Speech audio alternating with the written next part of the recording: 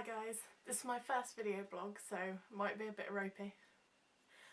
It's just about Hamlet, and it's just a revision blog for if you're doing A-levels or GCSE. I guess I'll get started.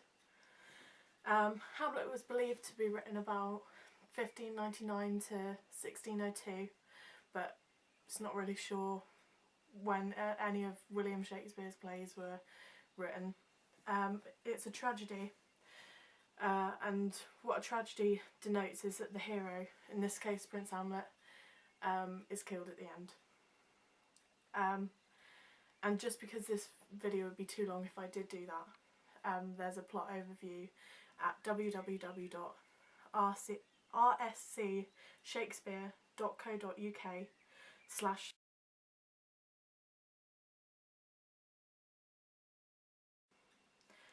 Don't worry if you didn't get that website, because I'll put all the links below. And you might already know the plot, seeing as you're looking at this for revision. I'll start off with the characters, just because that's really important that you know the characters for the exam. And obviously the first will be Hamlet, because he's the main character. He's the most complex of all the characters. He's constantly battling not only the characters around him but himself. He has strong morals that work to both his advantage and disadvantages. A strong example of this is the fact that he is so loyal to his father that he would commit a murder for him to avenge him. Yet he would not commit Claudius's murder in the chapel, also because of his morals. Hamlet is also a very enigmatic character. He's forever playing tricks on people and talking in riddles. So nobody really knows why he's behaving like he is. Nobody really knows the whole Hamlet, except maybe Horatio. And even as a character who may know the whole of Prince Hamlet, may know him really well, he's often confused by his behaviour still. Hamlet is also a very philosophical character. He's a university student who's well educated. It was uncommon for members of royal families from all over the world to have a university degree, or even be doing one. It wasn't really thought of that a royal would need a university education. So the fact that Hamlet does have one sets him apart already as a very strong protagonist.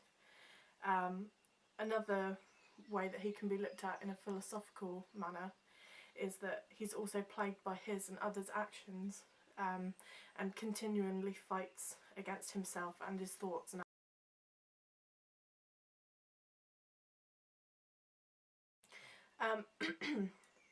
the next character I'll go on to is Claudius, because again with Hamlet, because he's the main character, throughout the revision of this play, there's going to be loads of more important points that you'll be able to talk about within his character.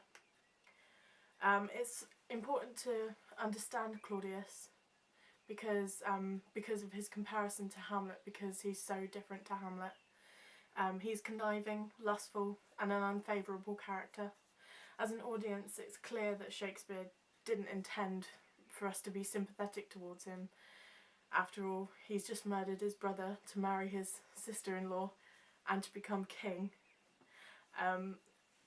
There's constant comparisons between Claudius and the old King Hamlet, such as King Hamlet was said to be a great warrior, whereas Claudius is a corrupt politician who manipulates people with his power of persuasion. He can be very slimy, and however, due to his obsessive quest to kill Hamlet, he ends up being the cause of Laertes and Gertrude's death, because he was so hell-bent on killing Hamlet in 3 different ways that it backfired on him.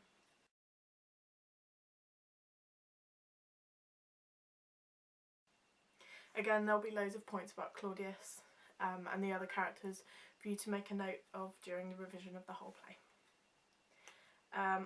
And I'm just going to talk about themes, because themes are really important in the exam, just like with contextual knowledge, and it'll just help you get those really high grades. I think the main aim during the exam is to really impress the examiner with your knowledge of the play and also the contextual knowledge that you have. This is what will give you the top marks, but I'm sure your teachers told you that anyway.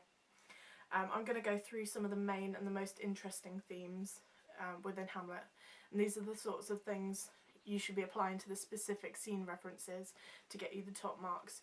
You really have to not forget those specific scene references, because they are what going to get you the overall marks. The first theme I'll discuss is the impossibility of certainty, which is a philosophical idea that if you believe anything, you must have come to the belief through a process, and if that process is flawed in any way, then the certainty of your belief is impossible. That may be a little bit hard to understand, but when you apply it to specific parts to Hamlet, it's easier to take in. This theme is apparent almost right from the beginning.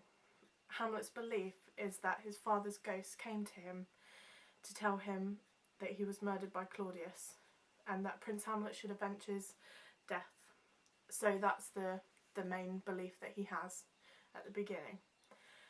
At first, Hamlet could see no flaw in the process of how he came to believe that he should avenge his father's death. However, the flaw comes from when Hamlet begins to doubt the ghost's intentions, meaning that maybe the ghost was not being truthful, or that he had some hidden agenda and was manipulating an already fragile Prince Hamlet.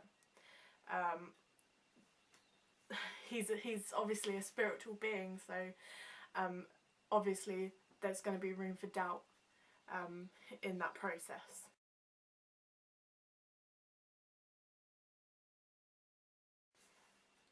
That's just one of the ways which you can apply that idea, but there's loads of others that you can apply it throughout the play.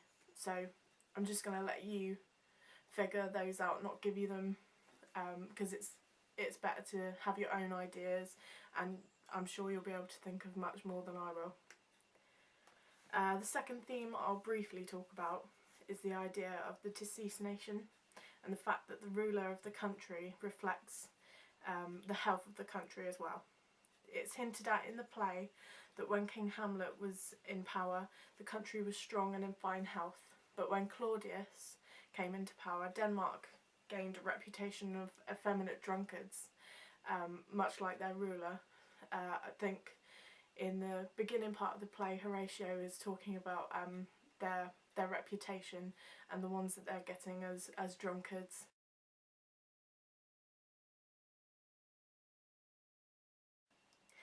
The last theme that I'll go through is the theme of incestuous behaviour. It's a really important one. The most obvious way in which we see this is the marriage between Claudius and Gertrude, his sister-in-law. It is a debatable one whether it's incest, but contextual evidence suggests that the marriage wouldn't have been looked upon very favourably. Another way this can be applied is if you look at the very close relationship between Hamlet and his mother Gertrude. Hamlet is preoccupied by Gertrude and her sex life with Claudius. This is where the Oedipus complex comes in. And if you talk about this, you will get the really high marks.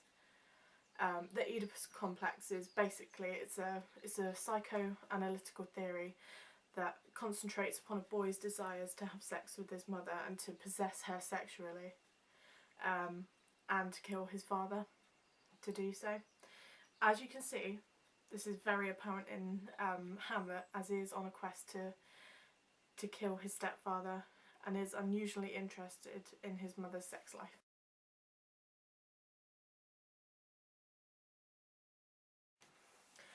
There are loads more themes that I won't go into detail about, just because it would make the video too long, but there are things such like the complexity of actions.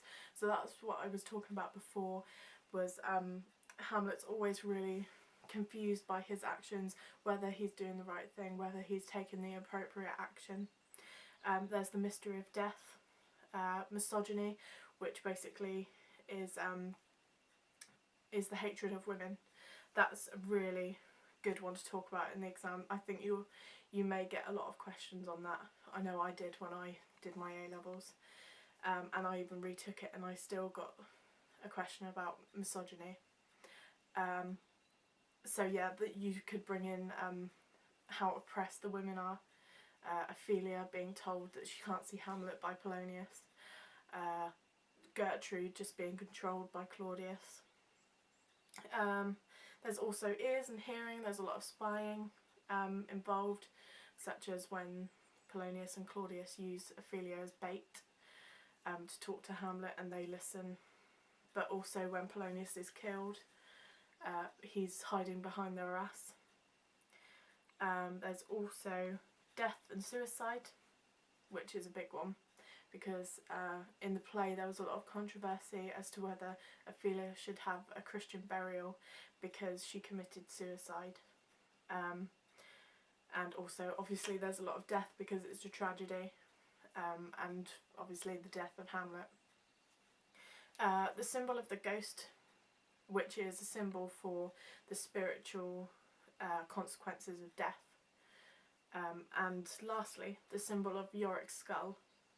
I think it's something that people overlook, but that's also a symbol of the physical consequences of death.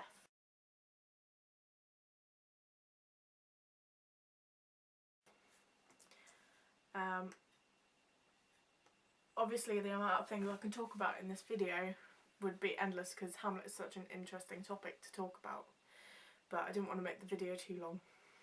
So I've just tried to give you some things that weren't, I didn't think were too obvious and that may get you the higher marks in your exam. And I know that this exam on a lot of exam boards is a closed book exam, so you have to memorise quotes, and I thought I'd just give you a few tips on how I did it, how I found it helpful. I found that when I was doing the exam, the easiest way to remember the quotations was to make a grid with columns, and I put headings like the quotation, who said it to who, and maybe the meaning of it, because some of them are quite cryptic and in the Old English, so it's really important that you know exactly what they mean, because if you think you do but you don't and you write it down, you may lose marks for that. I read it over and over again, that grid, and then eventually got my mum to test me, which was a really good way. I can still remember some of them.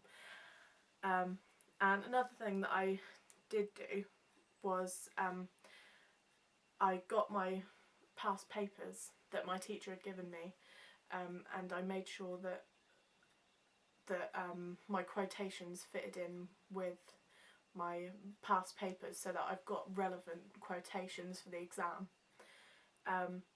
But also with those past papers, I made plans of all the questions that were there, because I think you can write as many essays as you like. You may get a little bit better at writing the essays, but it's really the plans that give you the ideas, make you come up with new ideas and help you remember them. I also found this helpful because a lot of the questions are really similar. They're just worded really differently. You have to watch that because they can be worded in a way in which you think you may not understand, but when you look over them, they're actually really simple. Well, I hope you found this useful, and hopefully I'll be making more in the future if this one's a success. I'll probably do a lot of poetry, short stories, novels, because I've done A-level English and I'm going to university to do English literature and creative writing, so I'd really like to help you guys with anything. I'll also be doing videos on film studies and media studies and a bit of the English language if I can. Thanks guys, see ya!